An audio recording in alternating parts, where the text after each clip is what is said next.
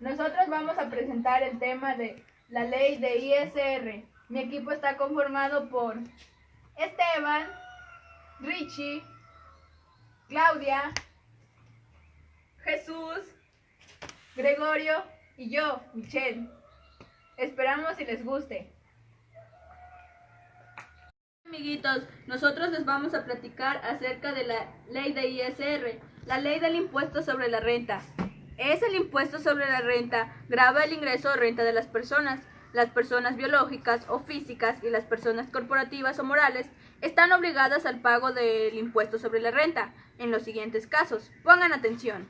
Las residentes en México respecto de todos sus ingresos, los residentes en el extranjero que tengan un establecimiento permanente en el país, respecto de los ingresos atribuibles a dicho establecimiento permanente. Los residentes en el extranjero respecto de los ingresos procedentes de fuentes de riqueza situadas en territorio nacional, cuando no tengan un establecimiento permanente en el país o cuando teniéndolo dichos ingresos no sean atribuibles a este. Las personas corporativas o morales deben calcular el impuesto sobre la renta aplicando al resultado fiscal, obteniendo en el ejercicio la tasa del 30%. No lo olviden. Espero y sea de su agrado este tema. Ahora que ya conoces qué es el impuesto sobre la renta, puedo decirles, o más bien, darles a conocer cuáles son las deducciones que hay y que se pueden efectuar dentro de los contribuyentes. Dentro de estas son las siguientes. Como número 1, son las devoluciones que se reciban o los descuentos o bonificaciones que se hagan en el ejercicio. B, el costo de lo vendido. C, los gastos netos de descuentos, bonificaciones o devoluciones. D, las inversiones. E, los créditos incobrables y las pérdidas por caso fortuito o fuerza mayor. F, las cuotas a cargo de los patrones pagadas al Instituto Mexicano del Seguro Social, incluidas las previstas en la Ley del Seguro de Desempleo. G, los intereses desvengados a cargo en el ejercicio. H, el ajuste anual por inflación. I, los anticipos y los rendimientos que pagan las sociedades cooperativas de producción, así como los anticipos que entreguen las sociedades y asociaciones civiles a sus miembros cuando los distribuyan. Y J, las aportaciones efectuadas para la creación o incremento de reservas para fondos de pensiones o jubilaciones del personal, complementarias a las que establece la Ley del Seguro Social y de primas de antigüedad. Las personas morales residentes en el extranjero que tengan establecimientos permanentes en el país pueden efectuar las deducciones que correspondan a las actividades del establecimiento permanente.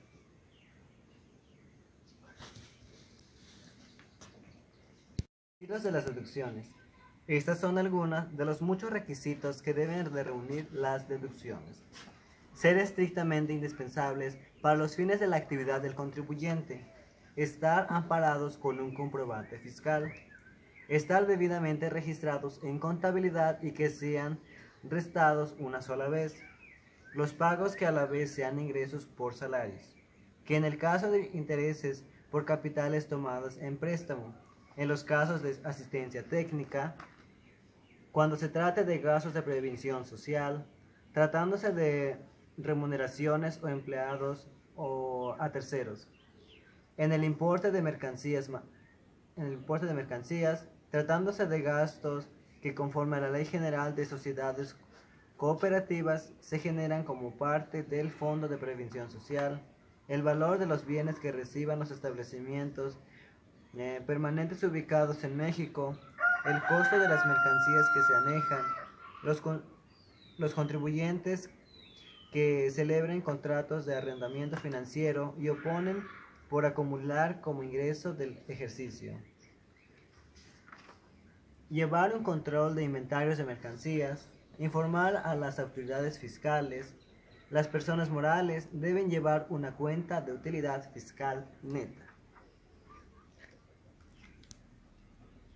Personas morales con fines no lucrativos, es decir, los que no son contribuyentes del impuesto sobre la renta, son las siguientes personas: sindicatos obreros y los organismos que los agrupen, asociaciones patronales, cámaras de comercio e industria, agrupaciones agrícolas, ganaderas, pesqueras o silvícolas, así como los organismos que los reúnan, colegios de profesionales y los organismos que los agrupen, asociaciones civiles y sociedades de responsabilidad limitada de interés público que administran en forma descentralizada los distritos o unidades de riesgo, instituciones de asistencia o de beneficencia autorizadas por las leyes en la materia, así como las sociedades o asociaciones civiles organizadas sin fines de lucro y autorizadas para recibir donativos en la ley del impuesto sobre la renta, que tengan como beneficiarios a personas,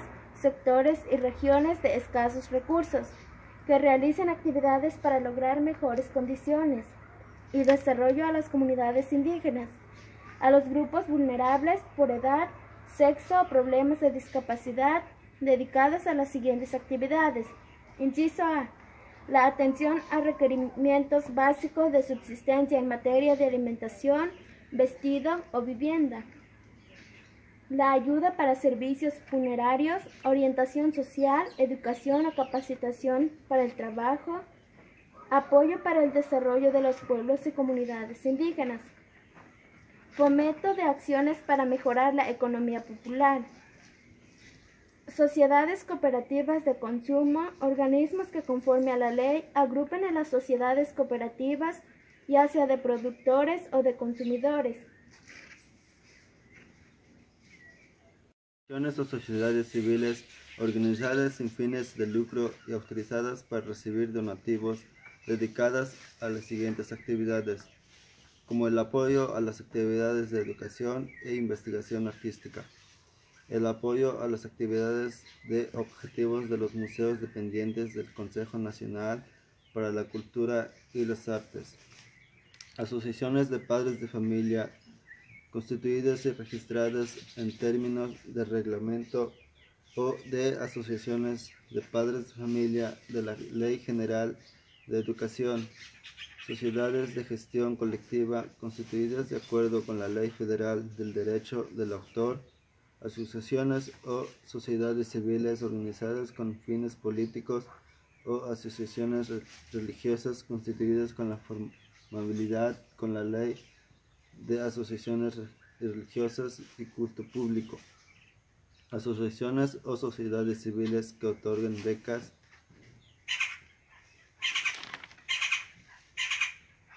asociaciones civiles organizadas sin fines de lucro que se constituyan y funcionen en forma exclusiva para la realización de actividades de investigación o preservación de la flora o fauna silvestre, terrestre o acuática dentro de las áreas geográficas identificadas en señales de servicio de administración tributaria mediante reglas de carácter general, como las sociedades de investigación de fondos para el retiro, los organismos de descentralización, como el apoyo en la defensa y promoción de derechos humanos.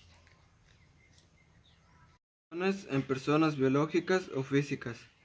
Las personas físicas que obtengan ingresos por actividades empresariales o servicios profesionales pueden efectuar las deducciones siguientes: las devoluciones que reciban o los descuentos o bonificaciones que se hagan siempre que se hubiese acumulado el ingreso correspondiente, las adquisiciones de mercancías, así como de materias primas, productos semiterminados o terminados que utilicen para prestar servicios, para fabricar bienes o para enajenarlos, los gastos y las inversiones, los intereses pagados derivados de la actividad empresarial o servicio profesional sin ajuste alguno, así como los que se generan por capitales tomados en préstamo, las cuotas a cargo de los patrones pagados al Instituto Mexicano del Seguro Social, los pagos efectuados por el impuesto local sobre los ingresos por actividades empresariales o servicios profesionales.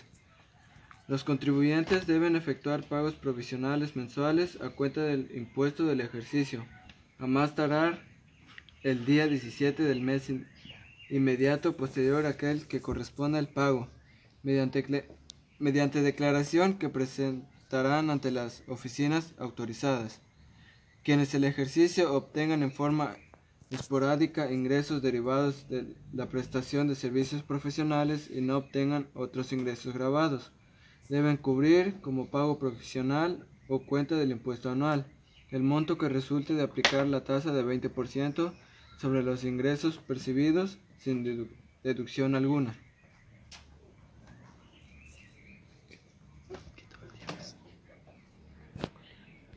Hola, espero y les haya agradado nuestro tema. Adiós.